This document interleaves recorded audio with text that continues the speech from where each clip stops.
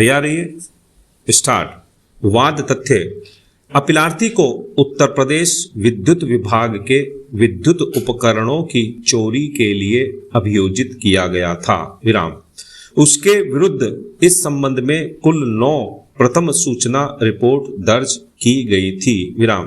तदनुसार अतिरिक्त जिला और सत्र न्यायाधीश हापुड़ ने इस संबंध में दर्ज सभी मामलों सत्र विचारण संख्या 441, 442, 443, 444, 445, 446, 447, 448 और 468 वर्ष 2020 को एक ही दिन अंतिम रूप से सुना और 5/11/2020 को सभी में विद्युत अधिनियम की धारा 136 व धारा 411 भारतीय दंड संहिता के अंतर्गत अपीलार्थी को दोष सिद्ध किया विराम।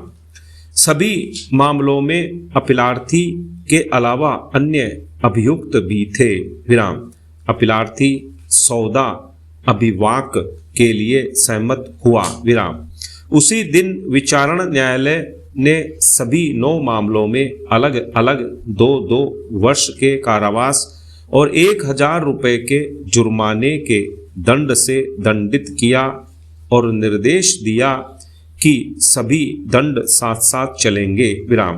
तदनुसार अपीलार्थी जेल अभिरक्षा में गया और 3 वर्ष तक जेल में रहते हुए भी इलाहाबाद उच्च न्यायालय के समक्ष एक बंदी प्रत्यक्षीकरण याचिका संख्या 460 वर्ष 2021 प्रस्तुत की।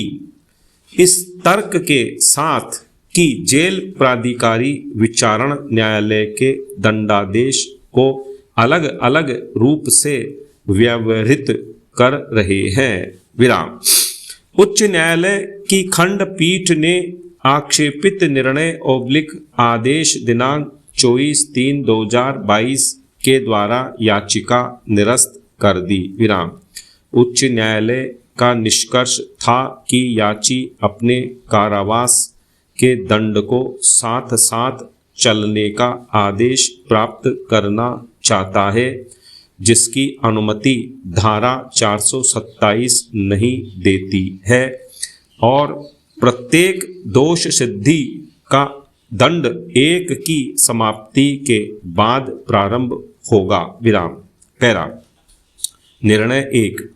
यदि उच्च न्यायालय के निर्णय का समर्थन किया जाए तो अपीलार्थी को विद्युत अधिनियम की धारा 136 और अन्य प्रावधानों के अंतर्गत अपराधों के लिए 9 मामलों में दोष सिद्धि पर कुल 18 वर्ष का कारावास भुगतना पड़ेगा विराम। अपीलार्थी ने सौदा अभिवाक का सहारा लिया है, जो दंड प्रक्रिया संहिता के अध्याय 21 का में उपबंधित है विराम।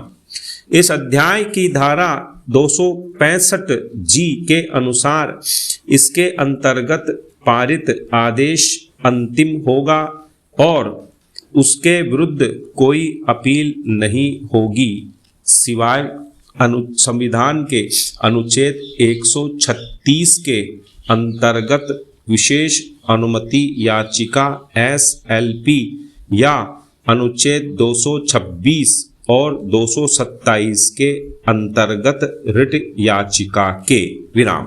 पैरा 2। दंड प्रक्रिया संहिता की धारा 427 के अंतर्गत निम्न उपबंध किया गया है। पैरा 427। ऐसे अपराधी को दंडादेश जो अन्य अपराध के लिए पहले से दंडादिष्ट है। 1।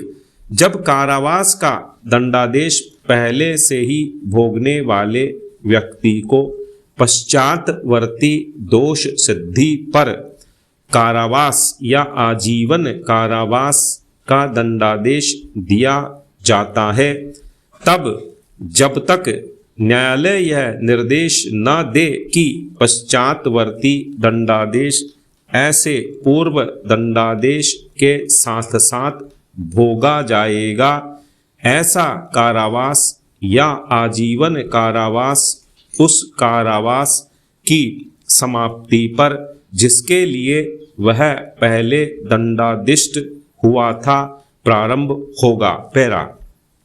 परंतु जहां उस व्यक्ति को जिसे प्रतिभूति देने में व्यतिक्रम करने पर धारा 122 के अधीन आदेश द्वारा कारावास का दंडादेश दिया गया है, ऐसा दंडादेश भोगने के दौरान ऐसे आदेश के दिए जाने के पूर्व किए गए अपराध के लिए कारावास का दंडादेश दिया जाता है, वहां पश्चात कथित दंडादेश तुरंत प्रारंभ हो जाएगा। विराम।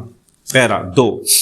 जब किसी व्यक्ति को जो आजीवन कारावास का दंडादेश पहले से ही भोग रहा है, पश्चातवर्ती दोष सिद्धि पर किसी अवधि के कारावास या आजीवन कारावास का दंडादेश दिया जाता है, तब पश्चातवर्ती दंडादेश के साथ साथ भोगा जाएगा। विराम। पैरा।